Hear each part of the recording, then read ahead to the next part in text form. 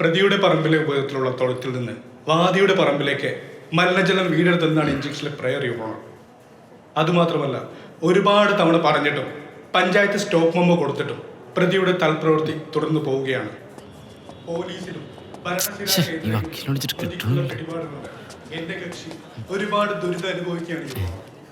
അതുമാത്രമല്ല, എന്റെ കക്ഷിക്ക് സ്വാതന്ത്ര്യത്തോടു കൂടിയും സമാധാനത്തോടു കൂടിയും ജീവിക്കാനുള്ള മൗലികാവകാശത്തിന്റെ ലംഘനം കൂടിയാണ് ആപ്ലിക്കേഷൻ അനുവദിച്ചത്.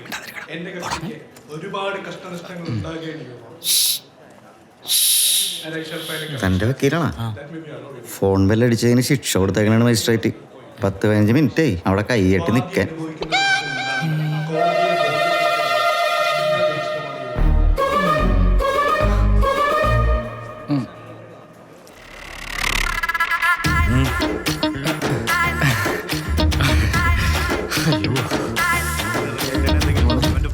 കോടതി നിൽക്കുമ്പോഴാണ് ഫോൺ വിളിക്കണത്. ഞാൻ വിചാരിച്ചില്ല വക്കീല് കോടതിയിലാന്ന്. പിന്നെ വക്കീല് കോടതിയിലില്ലാത്ത പിന്നെ കോതമംഗലത്തി പോയെന്ന് വിചാരിച്ച.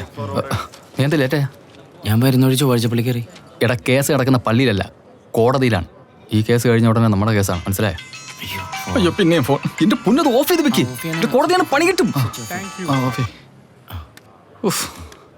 ഓക്കെ, ഇപ്പൊ പണി കിട്ടിയാന്. അതെ, കേസിന്റെ കാര്യമല്ല. ഒരു ഡൗട്ടും ഇല്ല, കേസ് നമ്മൾ തോക്കും. ഞാൻ ഗ്യാരണ്ടി. ഇനി എക്സിക്യൂഷന്റെ ഡേറ്റും കൂടെ നമുക്ക് കിട്ടിയാൽ മതി കേട്ടാ, പേടിക്കണം. ഞാൻ കൂടെ ഉണ്ട് കേട്ടോ. ഓക്കെ, ഫോൺ ചെയ്യില്ലേ? അതെ, വക്കീൽ OS 46/2020 അന്യായം. വാദിയായ മുനിസിപ്പാലിറ്റിക്ക് അനുകൂലമായി ഈ കോടതി വിധിക്കുന്നു.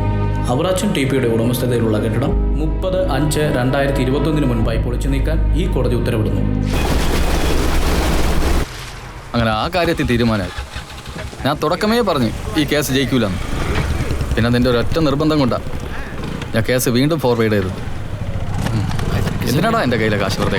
എൻ്റെ ആവശ്യമായിരുന്നല്ലേ. എടാ ബേബിയെ, ഇതായി കേസിന്റെ കാര്യം. അത് നമ്മ തോറ്റുപോയേട്ടാ. വല്ല നല്ല വക്കീലിനെ വയ്ക്കായിരുന്നില്ലടാ. അതിനൊക്കെ വലിയ കാശലവാവൂലേട്ടാ. എന്റെ സിവിൽ കേസ് ക്രിമിനലാക്കിയവനാ. കൂറുമാറിയല്ലടാ.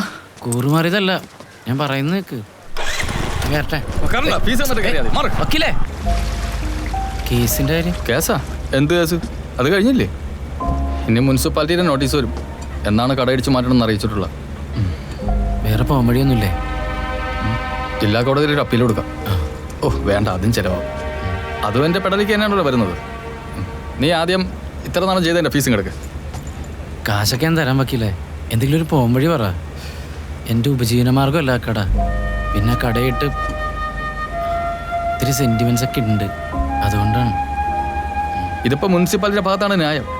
ഈ റോഡ് വികസനം എന്ന് പറഞ്ഞാൽ ആ നാടിൻ്റെ ഒരു പൊതു ആവശ്യമാണത്. ഇപ്പം അതിൻ്റെ ഉടമസ്ഥനാണെങ്കിൽ വസ്തു കൊടുക്കാമെന്ന് സമ്മതിച്ചിട്ടുമുണ്ട്. അത് അയാൾക്ക് കാശ് കിട്ടും, അത് തന്നെ. അതാ ഞാനും പറഞ്ഞേ. നീ അയാളെ ചെന്ന് കണ്ടിട്ട് എന്തെങ്കിലും സഹായം ചെയ്യാൻ പറ്റുമെന്ന് ചോദിക്കുക. എന്തെങ്കിലും കിട്ടിയാൽ എൻ്റെ ഫീസ് അങ്ങ് തന്നേക്ക്. ചേട്ടനിത് എന്തിൻ്റെ ഭ്രാന്താണ്? അയാളൊരു വ്യാളിയാണ് ഏട്ടാ. അയാൾ ഞാനായിട്ടുള്ള സീൻ എന്താണെന്ന് ചേട്ടൻ അറിയാമല്ലോ.